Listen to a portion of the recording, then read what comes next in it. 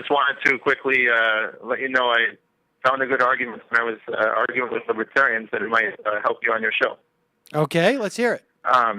It goes like this. Libertarians are definitely for freedom.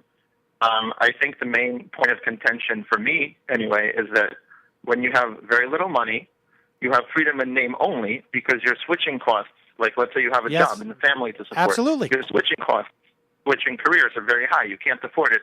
And so basically your freedom, the way to get people to be free is to give them at least some basic income, some kind of guaranteed income so that they are actually free to go and educate themselves and choose their job. I have made this argument with libertarians many times in the past. Their definition of freedom, for some reason, does not include the freedom to pursue a career that you want to pursue. You may be inhibited. Your freedom is inhibited by student loans. Your freedom to get an education is a function sometimes of money. Your freedom to pursue the work you want is sometimes a function. You can't get health insurance. And they don't accept that level of freedom. They have no problem with economic coercion by more powerful economic factors. They have no problem with a lack of freedom that comes from requirements of basic subsistence living. That's not an issue. That's not the freedom they're talking about.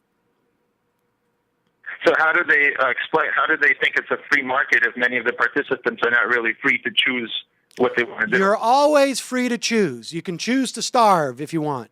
You can choose to die as opposed to working if you want, because you can't. That's always a choice. The only thing they recognize is as coercive for some reason is if you're put into a physical cell. That's the only coercion that they believe exists. There is no other form of coercion, according to libertarians.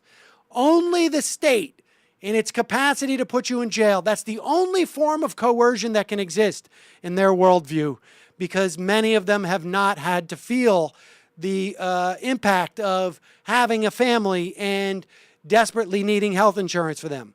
Or they're old enough where they realize, hey, I need health insurance for me to survive. They don't recognize coercion in any form other than the capacity to be put in jail by the federal government more often than not. That's just their bailiwick. I don't know what to tell you, Greg. Appreciate the call, buddy. Thanks, man. All right, bye-bye.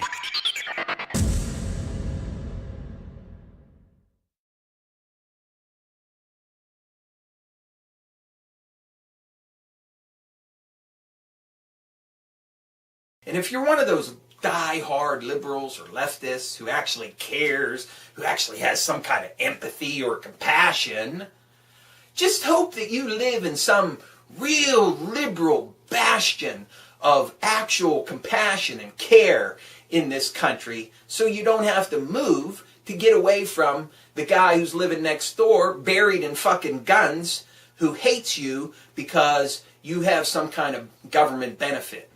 The lingering dregs thereof. That's all you got to do. And eventually we'll be split off into states. We'll get rid of that onerous federal government that's going to kick my door in and take my fucking guns.